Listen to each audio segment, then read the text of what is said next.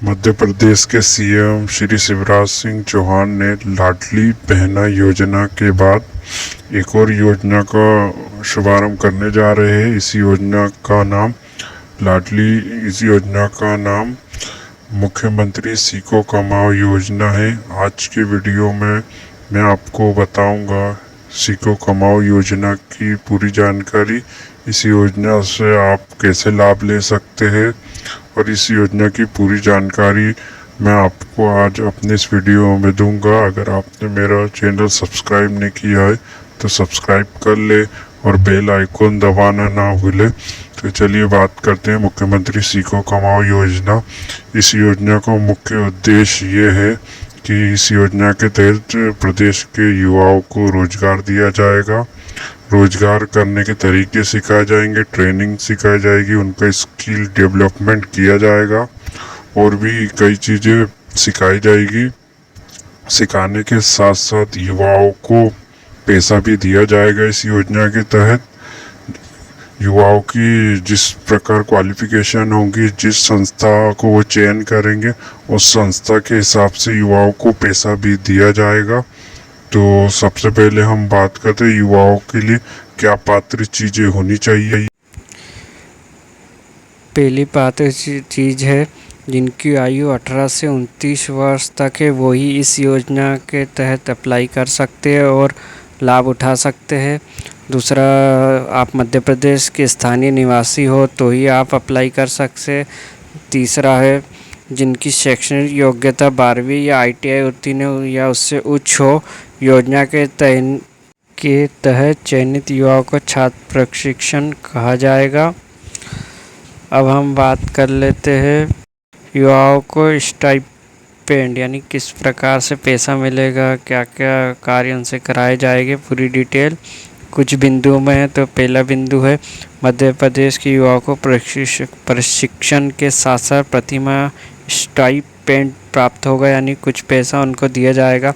अगर आप 12वीं उत्तीर्ण को 8,000 रुपये, ITI उत्तीर्ण जो होगा उसे 8,500 रुपये, जिनने कोई डिप्लोमा कोर्स किया होगा उन्हें 9,000 रुपये दिया जाएगा, तथा अगर उससे भी उच्च शिक्षा वाला कोई होगा तो उसे 10,000 रुपये मिलेगा ट्रेनिंग के साथ साथ। अब देखते हैं अगला बिंदु है स्टाइपेंड कोर्स के लिए निर्धारित न्यूनतम शैक्षणिक अर्हता के आधार पर निर्धारित किया जाएगा। यानी तीसरे बिंदु का मतलब यह है कि जो भी संस्था में आप काम करेंगे उस संस्था के हिसाब से आपको पैसा दिया जाएगा, उसका आपका कार्य देखा जाएगा, उस हिसाब से ही आपको पैसा मिलेगा। अब बात करते हैं हम अगले पॉइंट की कि हम इस योजना के तहत लाभ कैसे ले सकते हैं। तो आप स्क्रीन पे देख सकते हैं पहला पॉइंट है उद्योग उन्मुख परीक्षण, यानी आपको उद्योग के बारे में पूरी चीज़ सिखाई जाएगी जिससे आप और कहीं भी उद्योग कर सकते हैं, अपना व्यापार कर सकते हैं। दूसरा पॉइंट है नवीनतम तकनीक और नवीनतम प्रक्रिया के माध्यम से प्रशिक्षण, यानी आपको नई नई तकनीक और नई नई प्रक्रियाओं से आपको कार्य करना सिखाया जाएगा जिससे आप और कहीं भी कार्य कर सकते हैं। तीसरा, व्यावसायिक प्रशिक्षण के दौरान स्टाइपेंड, यानी आप जो भी संस्था में कार्य करेंगे उस संस्था के हिसाब से आपको हर महीने पैसा भी दिया जाएगा, ट्रेनिंग के साथ पैसा भी मिलेगा। इसके बाद आप देख सकते हैं चौथा पॉइंट है मध्य प्रदेश राज्य कौशल विकास एवं रोजगार निर्माण बोर्ड द्वारा state counselling for vacancy training का प्रमाण पत्र, यानी आप जो भी संस्था में काम करेंगे वह आपको ट्रेनिंग के साथ साथ उसका एक सर्टिफिकेट भी दिया जाएगा। जिस संस्था में आपने काम करा है तो आप और कोई कंपनी या और कोई संस्था में जाएंगे तो वो ट्रेनिंग सर्टिफिकेट आप दिखा सकते हैं। पांचवा पॉइंट है नियमित रोजगार प्राप्त करने के लिए योग्यता अर्जित करना, यानी नियमित रोजगार प्राप्त करने के लिए आप जो संस्था में सीखे हैं उसके लिए आपको योग्य किया जाएगा कि आप और कोई संस्था या और कोई प्रशिक्षण में जाके किस तरह से कार्य कर सकते हैं। अब हम बात करेंगे हमारे मेन और अगले पॉइंट की कि मुख्यमंत्री सीखो कमाओ योजना में आप पंजीयन कैसे कर सकते हैं। तो आपको बताता हूँ कि आपको पंजीयन कैसे करना है।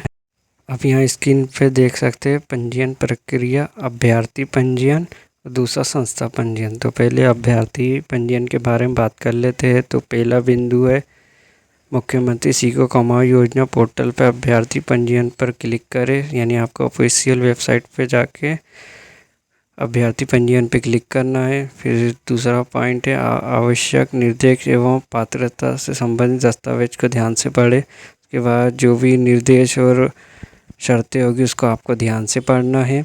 फिर तीसरा पॉइंट, यदि आप पात्र अभ्यर्थी है तो अपना समग्र आईडी दर्ज करें। उसके यानी तीसरे पॉइंट का मतलब है यहाँ की आपको वहाँ आपकी समग्र आईडी नंबर डाल देना है। फिर चौथा, समग्र आईडी में जो आपका मोबाइल नंबर होगा उस पर एक OTP आएगा, उस OTP को डाल के आपको सत्यापित कर देना है। फिर चौथा पॉइंट है आपकी समग्र से जानकारी ही निर्देशित प्रदर्शित की जाएगी। आपके द्वारा एप्लीकेशन सबमिट किए जाने पर SMS यूज़र नेम एवं पासवर्ड प्राप्त होगा एवं आपको स्वतः ही लॉगिन करवाया जाएगा। आपके जो समग्र आईडी में मोबाइल नंबर ऐड होगा उस पर एक SMS आएगा, उसके द्वारा आपका संस्था में लॉगिन किया जाएगा। पांचवा पॉइंट है अपनी शैक्षणिक योग्यता दर्ज करें और संबंधित दस्तावेज को संलग्न करें। वहाँ पे आपसे जो भी आपकी शैक्षणिक योग्यता यानी जो भी आपने पढ़ाई की उसकी डिटेल डालना है, उसके साथ जो जो दस्तावेज मांगे उसे आपको डाल देना है। उसके बाद छठवा पॉइंट है अपनी शैक्षणिक योग्यता के अनुसार कोर्स प्रदर्शित, यानी आपको आपकी जो भी शैक्षणिक योग्यता है, जो भी आपने कोर्स पढ़ाई की है उसके हिसाब से आपको संस्था का चयन करना है। आखिरी पॉइंट है अभ्यर्थी जहाँ ट्रेनिंग करने को तैयार है संस्था चुन सकता है। आप जो भी संस्था में कार्य करना चाहते हो उस संस्था को वहाँ से चुन सकते हैं। अब हम बात करते हैं संस्था पंजीयन कैसे करें। तो आपको सबसे पहले मुख्यमंत्री सीखो कमाओ योजना के पोर्टल पे चला जाना है। वहाँ संस्था पंजीयन लिखा होगा, उस पर आपको क्लिक करना है।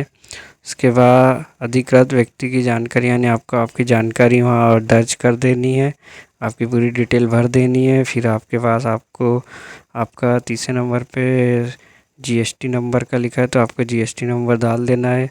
फिर उसके बाद जो भी अनिवार्य जानकारी दर्ज करने का बोलेगा उसे आपको दर्ज कर देना है। फिर आप पांचवा पॉइंट दे सकते हैं एप्लीकेशन सबमिट, यानी जो भी डिटेल आपने भरी है उसके सबमिट आपको कर देना है। फिर छठवा पॉइंट है यूज़र आईडी और पासवर्ड पंजीयन मोबाइल नंबर प्राप्त कर, यानी जो भी यूज़र आईडी और पासवर्ड बना होगा आपके मोबाइल नंबर पे आ जाएगा। उसके बाद आप देख सकते हैं छठवा पॉइंट प्राप्त हुई यूज़र आईडी और पासवर्ड के द्वारा संस्था में लॉगिन करें, यानी आपको जो भी यूज़र आईडी और पासवर्ड आएगा उससे आपको संस्था पे जाके लॉगिन कर लेना है। फिर सातवां पॉइंट है संस्था की बेसिक जानकारी दर्ज करें, यानी संस्था के बारे में जो भी आप जानते हो बेसिक डिटेल मांगी जाएगी, उस डिटेल को आपको वहाँ भर देना है। फिर देख सकते हैं सातवां पॉइंट EPFO नंबर द्वारा कुल कर्मचारियों की संख्या दर्ज करें, यानी EPF नंबर के द्वारा जो भी कर्मचारी उस संस्था में काम करते हैं उनका UN नंबर आपको वहाँ डाल देना है। फिर आखिरी पॉइंट है सब कॉन्ट्रैक्ट की जानकारी दर्ज करें, यानी आपको आपकी पूरी जानकारी वहाँ पे फिल कर देना है।